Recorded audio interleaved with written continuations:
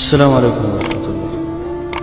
محترم دا الشيخ سيف سردار ولي رحمه الله قبر دی او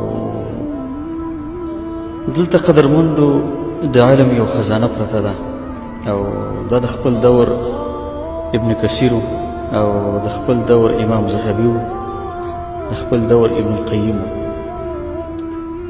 په ژوند باندې قدرمنو د علماو قدر وکړي او د علماو د علمونو نه فایدې واخلئ.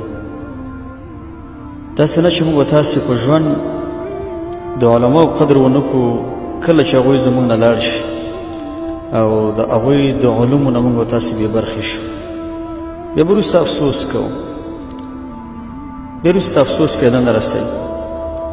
د دې وجې نه علما وایي درې ډلې چې دي دا د ځمکې په سر غوره ډلې دي. اولین جماعت چې غوره د انبیا علیهم السلام دي، دا غوره انسانان دی، الله انتخاب کړي دي. دویمه ډله د نبي صلی الله علیه وسلم صحابه کرام دي رضی الله عنهم اجمعین. دریمه ډله دا علما دي، علما د انبیاو وارثان دي او د انبیاو دعوت همدوی مخکې وړي، همدوی د خلک د الله توحید ته رابلي، د نبي صلی الله علیه وسلم سنتو ته خلک رابلي. قدرمندو شیخ صاحب رحمه الله په خپلو دعاګانو کې هیڅ کله نه مه هېروئ. کله هم چې دعا کوئ، په دعا کې مونږ به تاسې لکه څنګه چې په مال کې سخا کوو، په دعا کې به داسې څوک یاد کړو، خاص کر داسې مشایخ چې هغه په ځوانۍ کې لاړ شي.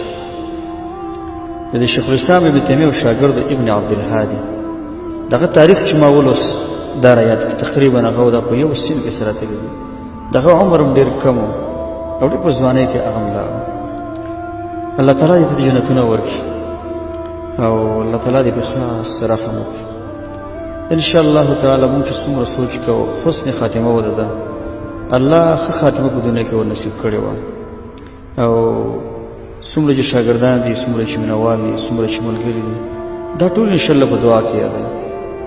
بله خبر دا ده چې د یو مسلمان دپاره دا کافي ده چې هغه د دنیا نه رحلت وکړي او شاته خلکو کې ثنای حسن پاتې شي. هر څوک یې په ښه باندې یادوي، هر څوک یې صفت کوي چې سړي کې مسکا و، سړي کې اخلاق و، سړي کې سخا و، سړي کې جود و، سړي سره علم و.